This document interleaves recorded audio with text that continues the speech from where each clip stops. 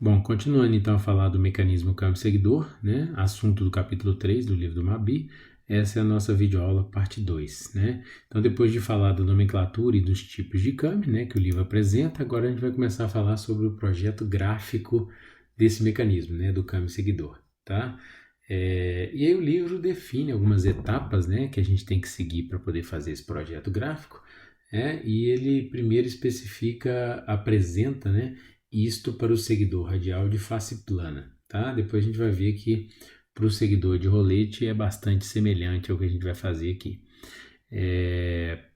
Então o livro ele especifica 3 etapas, tá, do projeto gráfico. Só que antes de eu começar a executar essas 3 etapas, eu tenho uma etapa inicial que eu tenho que fazer, que é definir as curvas de deslocamento, velocidade e aceleração do seguidor. Tá?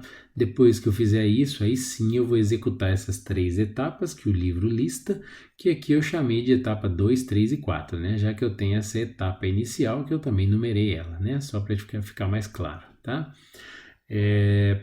Aqui a gente vai ver o seguinte, para poder determinar o contorno que a câmera vai ter, eu posso fazer isso graficamente, desenhando graficamente, tá? Ou eu posso fazer de forma analítica, tá? Então, mais para frente, no capítulo 3, a gente vai saber como que faz o projeto analítico da Kami. E aí seria aprender a calcular uma equação, né? Desenvolver uma equação que vai permitir determinar as coordenadas x e y para o contorno da Kami ao longo, né, de todo a volta, os 360 graus da geometria da Kami. Pelo projeto gráfico, nós vamos aprender a fazer isso efetivamente desenhando, né? Então, basicamente, depois que eu definir essas curvas, né, de deslocamento, velocidade e aceleração, aí eu vou partir para essas 3 etapas que eu vou explicar usando o desenho que a gente vai ver logo a seguir, né? Então, basicamente, o que eu tenho que fazer é definir essas curvas, e aí agora, nesse momento, né, no início aí do capítulo 3, a gente não vai preocupar com as 3 curvas, deslocamento, velocidade e aceleração. Agora a gente vai preocupar apenas com a curva de deslocamento, porque o nosso objetivo agora é aprender a aplicar essas três etapas para poder traçar, né, o projeto gráfico da câmera, ok? Então o livro apresenta essa figura, onde ele define um gráfico de deslocamento, né? E com esse gráfico de deslocamento, ele vai começar a aplicar aquelas 3 etapas, correto? Então o que eu tenho aqui? Ele definiu um gráfico de deslocamento, onde ele tem o seguidor fazendo o movimento de elevação, ele deu a amplitude máxima de 1 polegada nessa elevação, depois o movimento de retorno até o ponto inicial que ele estava. Esse gráfico de deslocamento ele está plotado no eixo vertical o deslocamento, né? E no eixo horizontal ele plotou o ângulo θ, seria o ângulo de rotação em relação ao disco da câmera, tá? Poderia ser plotado também em relação ao tempo, né? Mas a gente vai trabalhar basicamente usando no eixo horizontal o ângulo θ de rotação da câmera. Então veja bem que nesse gráfico eu estou unindo 2 informações. Uma informação que está no eixo vertical, que é o deslocamento que o seguidor vai ter, o deslocamento radial dele. Também poderia ser dado um deslocamento de oscilação, né? Também poderia ser plotado da mesma forma. E no eixo horizontal eu tenho o ângulo de rotação da Kami. Então é um gráfico que mistura as informações, né, que une as informações de movimento do seguidor com o movimento de rotação da Kami. Tá? Então esse gráfico, né, por definição, ele representa um ciclo completo da Kami. Então, ou seja, do ponto 0 até o ponto 12, quer dizer que a Kami girou uma volta completa, ou 360 graus, né? Se eu dividir 360 em 12 partes, quer dizer que do 0 até o 1 eu tenho 30 graus, né? Então ele pegou, né, no desenho da Kami, com o seguidor, ele traçou as linhas e foi dividindo a cada 30 graus. Linha 0 representa o ponto 0. Linha 1 representa um ângulo de rotação de 30 graus, tá? E assim por diante. Linha 2 mais 30, linha 3 mais 30. Então deu 90 graus. e assim por diante, né? 4, 5, 6, eu chego em 180 graus e mais 12, né? Chegando em 12 partes, eu tenho a volta completa da Kami, tá? Você pode observar que ele mostrou que a Kami está girando no sentido horário, porém a numeração, né, 0, 1, 2, 3, 4, 5, foi feita no sentido anti-horário. Por que isso? Vamos ver as etapas aqui que ele define.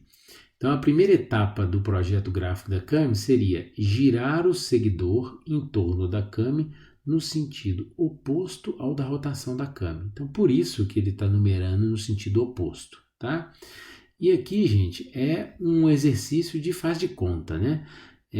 Na verdade, eu sei que o seguidor não gira ao redor da Kami, né? Quem vai estar girando é a Kami e o seguidor vai estar transladando. Mas na hora que eu vou fazer esse processo, esse procedimento, o que eu faço? É como se eu estivesse congelando, né? Ou seja, engastando a minha Kami, fazendo ela ficar totalmente parada, e aí eu faço de conta que o seguidor é que vai girar ao redor dela, dando a volta completa, tá? Qual que é a vantagem disso? A vantagem disso é que eu consigo desenhar o seguidor em várias posições em relação à Kami, dentro de uma mesma figura, né? Porque se eu fosse desenhar essa Kami se movimentando, ficaria muito confuso, né, o desenho. Então eu teria que ter vários desenhos para representar isso. Fazendo o contrário, congelando a Kami e fazendo o seguidor girar, fica muito mais fácil de visualizar isso, tá? Nós vamos fazer isso mais para frente. Então o que ele vai fazer é isso, girar o seguidor no sentido contrário ao da rotação da Kami, e obviamente que ele vai ter que parar em cada linha dessa. Vai ter que parar na linha 1, na linha 2, na linha 3, na linha 4 e assim por diante. E aí o que ele faz? Agora a gente vai para a próxima etapa. Deslocar o seguidor radialmente de acordo com o indicado na escala para cada ângulo de rotação. Então o que eu vou fazer aqui nesse ponto, nesse momento? Eu vou observar, por exemplo, do ponto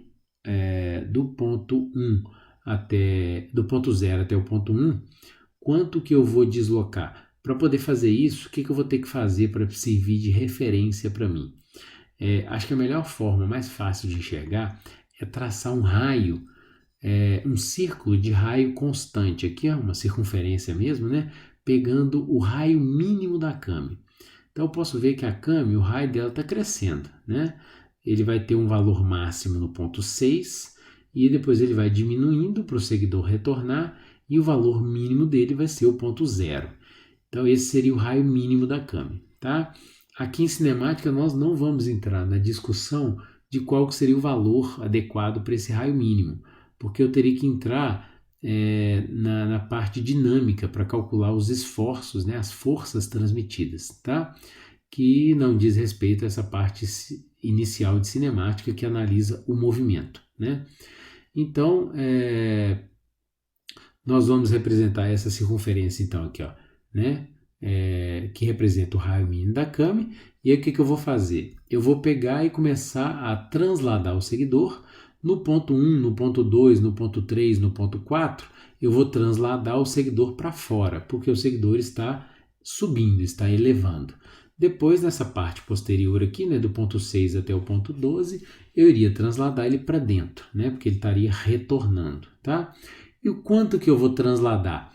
Eu desenhei no ponto 2, que está um pouco mais fácil de enxergar. O ponto 1 está muito pertinho, né? Então, no ponto 2, o quanto que eu vou ter que transladar o seguidor em relação a essa circunferência que representa o raio mínimo? Basta observar no gráfico do deslocamento o quanto que eu tenho de deslocamento do ponto 0 até o ponto 2. Essa distância que eu tenho aqui é o quanto que eu vou ter que transladar no meu desenho para poder começar a representar cada um dos pontos, né? Então, ou seja, eu vou fazer isso para o ponto 1, pegando essa distância pequenininha do ponto 1. Faço para o ponto 2, faço para o ponto 3, faço para o ponto 4 e assim por diante, né?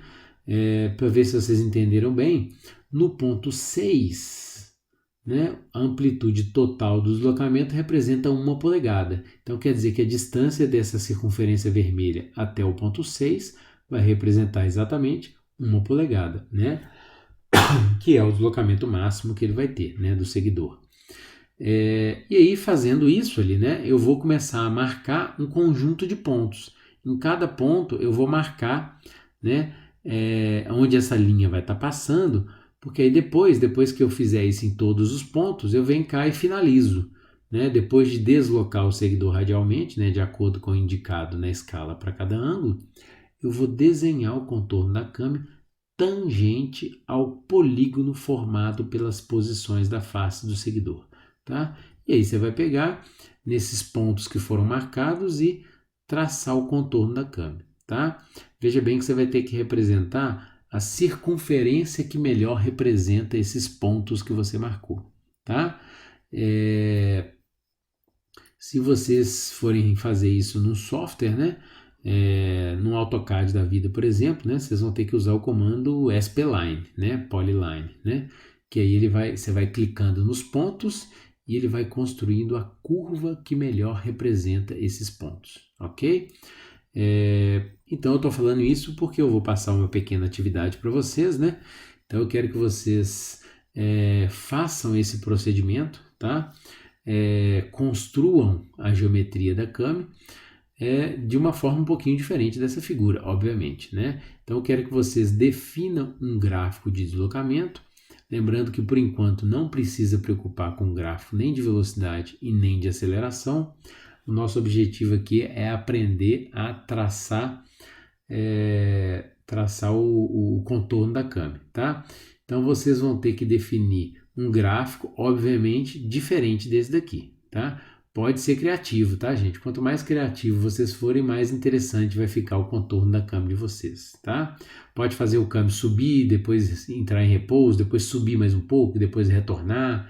Pode fazer da forma como vocês quiserem, tá? Não se preocupem porque se esse câmbio tiver algum erro de projeto, não tem problema, porque vocês estão apenas aprendendo a fazer o traçado da câmera, tá? E aí, obviamente, que eu quero que vocês dividam, né, esse gráfico em mais de 12 vezes, tá? Para vocês terem um pouquinho mais de trabalho e aprender muito bem aí como fazer esse traçado, tá? Escolha um número que dê um valor de ângulo inteiro, né, para a figura ficar mais interessante, tá? E aí cada um vai escolher o seu gráfico e escolher quantos pontos que vai dividir e faz esse traçado. Pode ser feito à mão? Pode, mas eu sugiro fortemente vocês usarem algum software, tá? CAD, um AutoCAD, um Inventor, um SolidWorks, né? Qualquer software que permita você fazer esse desenho, tá? Além de ter muito mais facilidade para poder fazer, vocês vão começar a ter contato com esses softwares, tá? Ah, professor, não tem muita facilidade para mexer com esses softwares. Pode fazer junto com um colega seu, né? Pode pegar uma ajuda com um colega seu que tem mais facilidade, tá? É claro que você não vai fazer o mesmo gráfico que ele, né? Ele vai fazer o gráfico dele e você faz o seu. Mas ele pode te dando uma ajuda aí a mexer nesse software, tá? Aproveitem enquanto vocês estão aqui na graduação para poder aprender a mexer nesses softwares, tá? Porque chegar no mercado de trabalho é fundamental que vocês tenham conhecimento, né? Na maioria dos softwares que vocês vão deparar aqui na graduação, tá? Então essa é a tarefinha que eu quero que vocês façam para me entregar. Depois na nossa aula síncrona a gente combina a data exata da entrega, ok?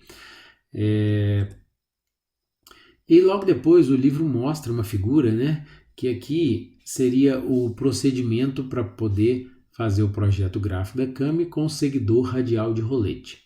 Observe que o procedimento é exatamente o mesmo, tá? Você vai girar o seguidor no sentido contrário, né, ao movimento da Kami. Obviamente que eu vou ter que ter o meu gráfico já definido, né? Aqui eu nem mostrei o gráfico, né, que o livro escolheu. E aí eu vou parando o Kami em cada uma das linhas que eu defini e vou fazer também a translação do seguidor e ir marcando os pontos.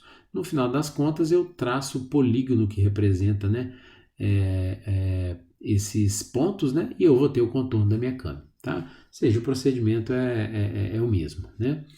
Essas duas figuras o livro usou para mostrar para a gente como que eu faço e como que eu analiso um parâmetro muito importante para o seguidor de rolete, que é o ângulo de pressão, tá? O ângulo de pressão que o seguidor de rolete pode apresentar. O que representa esse ângulo de pressão? O ângulo de pressão está desenhado aqui nessa figura, né? Vamos entender melhor o que ele representa. Então, vamos analisar duas posições distintas, a posição 0 e a posição 2, tá? Por facilidade, são as posições mais fáceis de interpretar. Eu poderia fazer em qualquer outra posição, tá? Na posição 0, o disco da câmera está em contato com o rolete nesse ponto que eu acabei de marcar de vermelho. Se eu for analisar a força que o disco da câmera está fazendo no rolete, né, como que eu determinaria a direção dessa força? Eu teria que pegar e traçar uma linha. Deixa eu pegar minha régua aqui para traçar bonitinha, né? Uma linha tangente ao ponto de contato, né? Então tracei uma linha tangente ao ponto de contato e a força, né? Ela teria que ser perpendicular a essa tangente. Então o vetor de força estaria apontado aqui, ó, né? Nessa direção, que seria exatamente a direção do seguidor, né? Essa seria a força que o disco da câmera está fazendo no seguidor, tá? Aqui nesse ponto eu estou aproveitando totalmente a força que o disco da câmera teria para poder fazer no seguidor, porque eu tenho um ângulo exatamente de 90 graus ali, tá? Agora vamos interpretar o que aconteceria no ponto 2, né? No ponto 2, o que aconteceu? Eu peguei essa linha 0 e girei ela 30 graus, cheguei à linha número 1. Girei mais 30 graus, cheguei à linha número 2.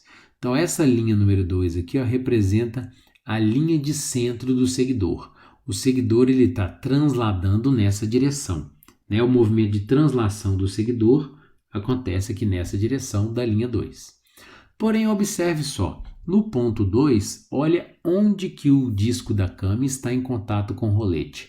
Não é onde está passando a linha de centro do seguidor. Ele está em contato num ponto aqui, ó, bem próximo onde eu estou marcando ali com o indicador, né? Eu vou marcar ele aqui em vermelho agora na figura, né? Então seria esse ponto que está marcando ali, ó. Então, para eu determinar a direção da força que o disco da câmera estaria fazendo no seguidor, eu teria que traçar uma linha, tentar fazer aqui, ó, uma linha perpendicular, tangente ao ponto de contato, né? Seria essa linha vermelha, e a força que o disco da câmera está fazendo no seguidor, ela estaria numa direção perpendicular, né, a essa linha tangente. Então eu vou traçar ela aqui, ó, que já está representada aí, seria essa linha aqui, ó, essa linha que eu acabei de marcar em azul, né, seria a força que o disco da câmera está fazendo no seguidor. Então eu posso observar que existe um ângulo, né, existente entre essas duas linhas, né, tá? Entre essas duas direções. Esse ângulo é o ângulo de pressão, que aqui a gente vai usar a letra alfa para representar o ângulo de pressão no câmbio de rolete, tá? O que acontece? Essa força ela está sendo decomposta, né, na direção da linha de centro do seguidor, e a componente da força que está na direção da linha de centro do seguidor é a componente que vai fazer o seguidor subir. A outra componente que está na direção perpendicular aqui, ela está sendo desperdiçada, né? Além dela gerar um momento fletor na haste do seguidor. Então, ou seja, vocês concordam que esse ângulo de pressão ele deveria ser o menor possível nos pontos mais críticos do movimento, né? Que é onde o seguidor está elevando. Então, o que eu posso fazer para reduzir o ângulo de pressão? Acrescentar aquele offset que a gente tinha visto lá no início do capítulo, né? Ou seja, transladar a linha de centro do seguidor, tá? Em relação à linha de centro do eixo da câmera. Então, esse offset que ele está marcando aqui, né? Esse deslocamento que eu tenho aqui, ó, tá? O que isso vai acontecer? Vamos fazer a interpretação no mesmo ponto 2, que é o ponto de interesse nosso ali, ó, que nós adotamos como referência, né? O que acontece? Pegando a linha 2, né? Agora o meu seguidor ele não está em cima da linha 2, ele vai estar transladado um offset. Aí eu pego e translado essa linha 2, né? E desenho ela aqui, ó. Vamos tentar representar para ficar bem claro. Essa linha 2 eu vou marcar ela com uma linha vermelha. Se eu transladar ela, seria essa linha que eu vou marcar aqui, ó. Tentar marcar ela com a mesma inclinação. Deixa eu ver se vai ficar bem claro aqui pra gente. Essa linha que eu marquei em vermelho seria a linha do offset, né? Porém, veja que o ponto de contato do rolete com o disco da câmera está acontecendo muito próximo da onde essa linha está passando, né? E aí o livro desenhou esse ponto um pouquinho distante ali, ó, mostrando que se eu traçar uma linha tangente ao ponto de contato, a direção da força que o seguidor, a câmera vai fazer no seguidor, é representada por essa outra linha que está passando aqui, ó. O que aconteceu com o ângulo de pressão? Diminuiu consideravelmente aqui, né, no ponto que eu estou analisando, tá? Então, uma das finalidades de eu acrescentar esse ângulo de pressão, esse offset, é reduzir o ângulo de pressão no momento talvez mais crítico, né, do movimento, que é o ponto onde o seguidor está elevando, né? A princípio você pode até me perguntar, mas vem cá, nos outros pontos o que vai acontecer? Vamos pegar, por exemplo, o ponto que está oposto, o ponto número 10. Se no ponto número 2 diminuir o ângulo de pressão, o que vai acontecer do outro lado? Do outro lado, obviamente, esse ângulo iria aumentar, né? Mas é o que eu acabei de comentar. Do outro lado, nessa outra meia volta aqui, ó, o que o seguidor está fazendo? Ele está retornando. Quem vai fazer o seguidor descer é a mola, não é o disco da câmera. O disco da câmera vai fazer força para fazer o seguidor subir. E aí essa força vai ter que vencer, além da força da mola, o peso próprio do seguidor, né? Então, o ângulo de pressão ele é mais importante para mim quando esse seguidor está subindo, né? Onde a força da câmera está fazendo ele subir. No retorno dele, não tem problema nenhum, tá? Então, por isso que eu posso optar por acrescentar um offset, e aí, obviamente, que esse offset vai ter que ser acrescentado no lado, né, na direção onde eu tenho a elevação do seguidor. Se esse disco da câmera está girando no sentido horário, vai ser nessa meia volta que está do lado esquerdo que vai fazer o seguidor subir. Quando ele estiver em contato com o outro lado, ele vai descer, né? Então, por isso que esse offset pode ser acrescentado, né? Tomando cuidado, né? Se eu tiver uma situação onde esse disco da câmera puder girar nos dois sentidos, aí não justifica acrescentar esse offset, né? Porque se eu inverter o sentido de rotação, vai piorar violentamente aqui a minha situação, né? Então eu tenho que ter essa noção também na hora de fazer o projeto e especificar se eu vou ou não acrescentar esse offset, ok? Então aqui a gente entendeu, né, uma aplicação desse offset e principalmente entendeu como que eu defino o ângulo de pressão para o câmbio com seguidor de rolete, ok? E aí, uma coisa importante a gente ter em mente é o seguinte, esse ângulo de pressão, né, que tem uma outra figura mostrando esse ângulo de pressão, ele vai existir para o seguidor de rolete, tá? Para o seguidor de face plana, eu não tenho essa situação, né? Por quê? Olha o que acontece no seguidor de face plana. Se o ponto de contato translada em relação à linha de centro, né, do disco da câmera ou do seguidor, o que acontece? Como a face do seguidor ela é plana, a força que a câmera vai fazer no seguidor vai estar sempre perpendicular à face plana. Então essa força vai estar sempre alinhada com a linha de centro do seguidor. Então nunca vai existir um ângulo entre elas. Então não justifica eu querer analisar ângulo de pressão num câmbio com seguidor de face plana, ok? Porém, eu tenho que tomar cuidado porque aqui eu fiz uma figurinha mostrando, né, pra gente que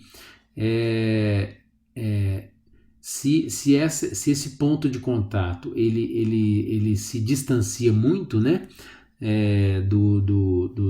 da linha de centro do seguidor, o que acontece?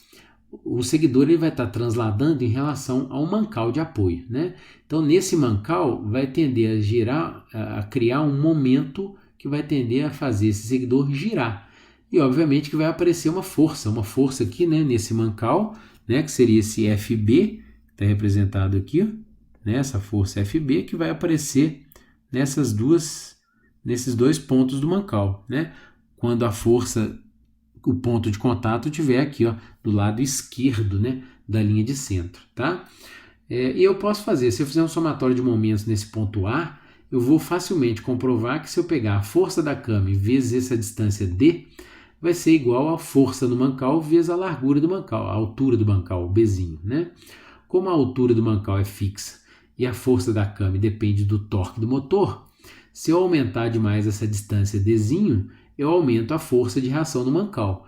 Então isso não é interessante, porque isso vai gerar um momento fletor que vai tender a gerar fadiga na haste, né, do meu seguidor, né? Lembrando que quando o ponto de contato passar para o lado direito, né, da face plana, essas forças vão se inverter. Então é como se eu tivesse um esforço cíclico, né, ora para um lado, ora para o outro, né, tendendo a fadigar essa face, né?